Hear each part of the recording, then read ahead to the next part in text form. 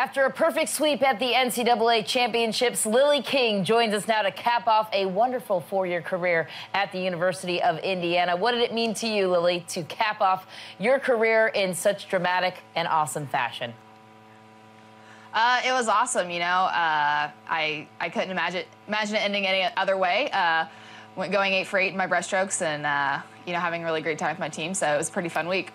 And just like that, your collegiate career is over. So as you reflect back on when you were younger, making the decision on where you wanted to go to school, if you wanted to go to school, you chose Indiana. Mm-hmm. How good does that decision and satisfying does that decision feel for you now?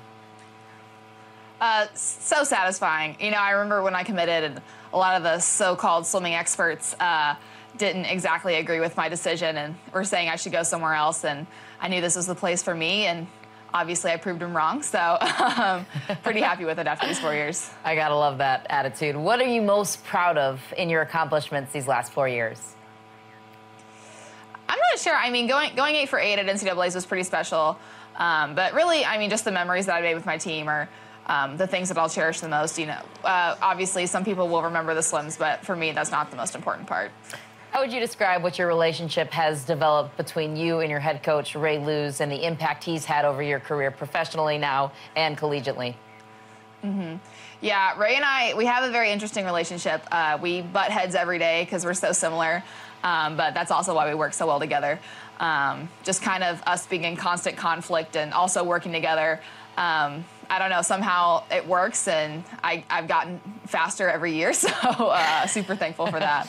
On the topic of that speed, you were the first woman to ever break 57 and 56 in the 100-yard breaststroke. If you were to go back and tell 14-year-old Lilly King that you were going to break 55 in that same category, what would you think that she would say? I remember, I think 18-year-old Lilly was talking to her club coach, and he said I was going to go 54, and I got really mad at him. I was like, you don't know girl times. I was like, we haven't even broken 57 yet. And I remember he texted me when I broke 55, and he's like, well, I think I'm right. You've broken a lot of barriers. How does it feel for you to be kind of a trailblazer in that category as well? It's awesome. I mean, I love doing things people say I can't do. So the fact that I was able to break 57 my freshman year and then by now, break 56 is pretty cool, and I'm hoping to keep trailblazing. What are your plans for Tokyo of 2020? I mean, winning 4 golds is the ultimate goal. That's about as good as I can do, so might as well shoot for that. How are you planning to train for that? Are you staying in Bloomington with Coach Ray, or are you going elsewhere? Mm-hmm. Yeah, I'll be staying in Bloomington and training with our post-grad group. So we've got about 15 pros training here right now, so it's a decent-sized group, and I'm excited to be swimming with them. As of Sunday, you are officially a professional athlete. In true Lilly King fashion, on Twitter, you announced that I'm a pro now to McDonald's. Can I get my face on a McDonald's cup now? Have they responded to such a request? They haven't responded, but that's interesting to me because they have, like, their high school All-Americans on the cup. So I was like, they might as well put me on it now, right? I love your enthusiasm. Do you follow any other sports? Any favorite athletes for you? I don't know. That's a good, I mean, I'm a Reds fan. Like, I followed baseball a little bit. I did more so when I was younger. But favorite athletes, I'm always so impressed with the track athletes. I just know that their commitment is similar to ours, and it's just super cool to see them do their things. But I don't know, as far as other sports, who exactly my favorite athletes are. If you weren't allowed to swim, which sport would you do? I'd want to do something probably, like, really out of the ordinary or really cool.